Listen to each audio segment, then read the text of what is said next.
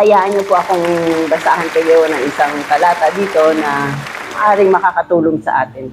Ito po ay sa 2 King 4. Dito sabi, alam ko lahat, alam na, but para dun sa mga baguhan, basahin ko. Minsan, ang asawa ng isa sa mga propeta ay lumapit kay Eliseo at sinabi niya, hindi po kaila sa inyo ng asawa ko'y namuhay ng may takot sa kay Yahweh hanggang siya po ay namatay. Gayon po ang dalawa kong anak na lalaki ay gustong gawing alipin ng isa sa mga pinagkakautangan namin. Ano ang maitutulong ko sa iyo? Tanong ni Eliseo. Ano bang meron ka? Wala po, maliban sa isang boteng langis, sagot ng babae. Sinabi ni Eliseo, puntahan mo ang iyong mga kapitbahay, humiram ka ng mga lalagyan ng langis, hanggat mayroon kang mahihiram. Pagkatapos, magkulong kayo mag-iina sa inyong bahay, punuin mo ng langis ang mag-ina sa inyong bahay at lahat ng lalagyan na nahiram mo, punuin mo ng langis na nasa bahay mo. Itabi mo yung napuno na, hallelujah, itabi mo ang napuno na. Umuwi nga ang babae at pagdating sa bahay, nagkulong silang mag-ina at isa-isang pinuno ang langis, ang mga lalagyan habang ang mga ito'y dinadala sa kanya ng kanyang mga anak. Hindi alam ng ina na puno ang lahat, kaya sinabi niya, abutan niyo pa ako. Puno na po ang lahat, sagot ng mga anak, at tumigil na nga ang pagdaloy ng langis. Pagkatapos noon, pumunta sila kay Eliseo, ang lingkod ng Diyos na kanilang hininga ng tulong at isinalaysay nila ang nangyari. At sila po ay nagpasalamat kay Eliseo. At sabi ni Eliseo, ipagbili niyo ang lahat ng inyong langis at ang iba ay gamitin niyo sa inyong bahay, sa inyong pamumuhay o sa inyong buhay. May 3 point dito na dapat nating mapansin. Ito po napakasimpleng kwento kung inyo lang pinakinggan. Pero may 3 nakuha ko dito na malaking part sa ating buhay. Una, yung babae lumapit kay Eliseo dahil alam niya siya ay may karapatan na humingi ng tulong. Si Eliseo ay ginamit, prophet siya, lingkod siya ng Diyos. So alam niya na lahat ng sasabihin ni Eliseo ay galing kay Lord. So may karapatan siya, alam niya may karapatan siya doon sa pagpapala ni Lord. Bakit? Kasi ang asawa daw niya ay tapat na naglilingkod kay Lord habang nabubuhay. So yung ating ibibigay sa ngayon, dahil ito ay time of giving, investment po natin. So sa isang negosyo, hindi ka pwedeng humingi ng tubo kung wala kang puhunan. Sa Diyos, ganun din.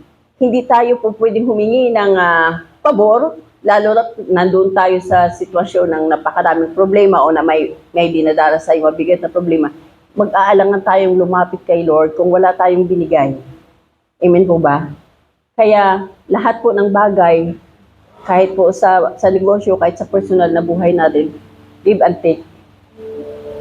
Hallelujah. Pangalawa, ang sabi dito ng Eliseo, ng babae sa mga anak, bigyan niyo pa ako.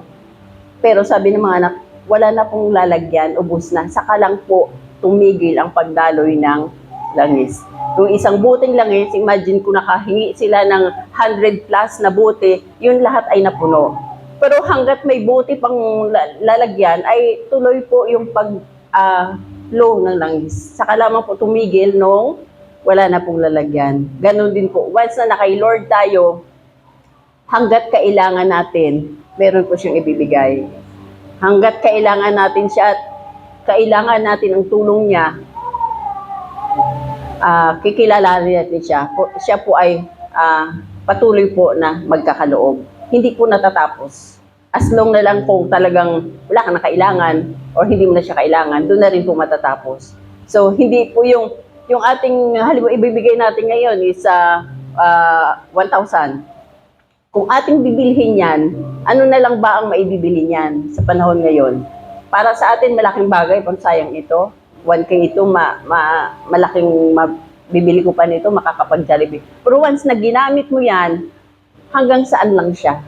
Pero once na i-invest natin yan kay Lord, hanggat kailangan natin ay tutubo at magpuplo yung binigay mong yan. Amen po ba? So napakasarap po ang magbigay kay Lord. Sa business po may lugi, pero kay Lord wala. Tutubo at tutubo ka hanggat kailangan mo, hanggat meron kang kulang, pupunuin ni Lord yan. Pangatlo, ito po yung masakit sa katotohanan. Bilang part ng nasa ministry na matagal na rin kami, so ranas namin to. Madami pong lumapit kay Lord nang humingi sila ng tulong. Nung nasa gitna sila ng pagsubok, problema at kawalan, lumapit sila kay Lord sa pamamagitan po ng ating mga pastor, ng ating mga ministers na lingkod, humingi ng tulong. But nung natanggap na nila ang kanilang hiningi, itong babaeng ito hindi, bumalik siya kay Eliseo. Nagtestimony siya. Pinahayag niya, isinalaysay niya kung paano si Lord naghimala. Dahil himala yun, imagine yung isang buteng langis niya ay nakapuno ng 100 plus na buti. Sinalaysay niya, tinestimony niya at nagpasalamat siya. Na in fact po, sa katotohanan, marami po yung dito ang failure.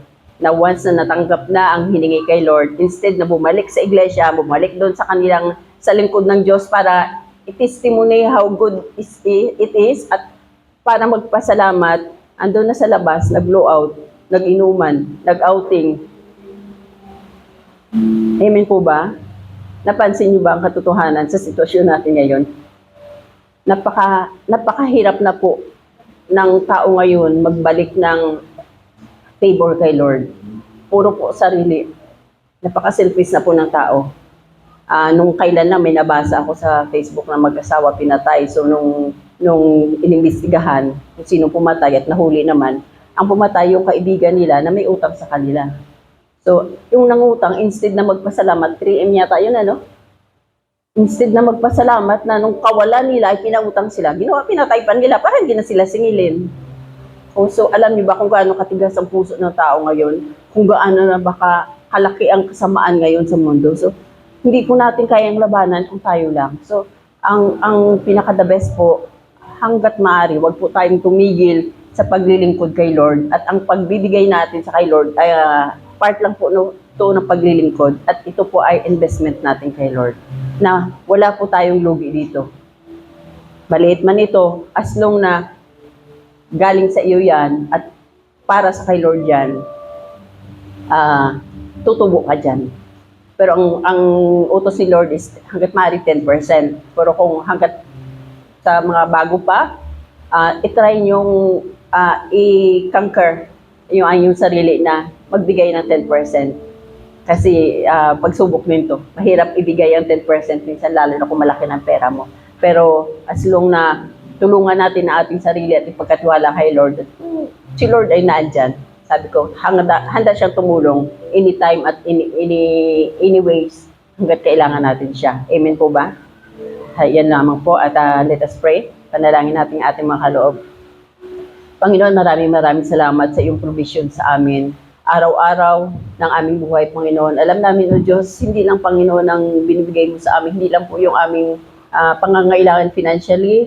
Lord, marami kang binibigay. Kahit, Panginoon, ang aming lakas, ang aming kaligtasan, at ang aming, Panginoon, mga emosyon, yung aming mga, Panginoon, yung how we feel contentment, Panginoon, paano kami makakaramdam ng tunay na kasiyahan, kagalakan, at pagmamahal, Panginoon, sa aming mga palibot, lalo na, Panginoon, galing sa aming mga mahal sa buhay. Lord, ito lahat, Panginoon, ay galing sa inyo. Kaya, Lord, napakarami, Panginoon, mga blessing mo para sa amin na dapat lamang namin, Panginoon, mapansin. Kahit ito, Panginoon, ay hindi masyadong kapansin-pansin sa amin that we look, Panginoon, doon sa material na bagay. But Lord, kung tutuusin, napakarami, Panginoon, magagandang bagay at napakahalagang bagay na ibinibigay mo sa amin. Kaya Lord, maraming salamat at turuan mo pa kami, Panginoon, kung paano pa po magtiwala sa inyo at manampalataya ng totoo, Diyos, ng lahat ng bagay ay mula sa inyo at galing lamang sa inyo, God at luck. Kami, Panginoon, ay walang mga rarating at walang makakamtan at walang magagandang patutunguhan kung wala ka sa aming buhay. Kaya Lord, ang lahat ng ito, Panginoon, ay aming hinihingi at pinagkakatiwala sa inyo na on time, Panginoon, patuloy mo, Panginoon, iparana sa amin how good you are, how great you are, at patuloy mo, Panginoon, iparamdam sa amin na ikaw ang aming buhay at ikaw ang aming pag-asa. Salamat sa lahat ng probisyon, salamat sa lahat, Panginoon, ng lakas, ng kaligtasan na dinadanas namin sa araw-araw. Purihin ka, in Jesus' name. Amen. Dahil po natin sa unahan ng ating mga handog.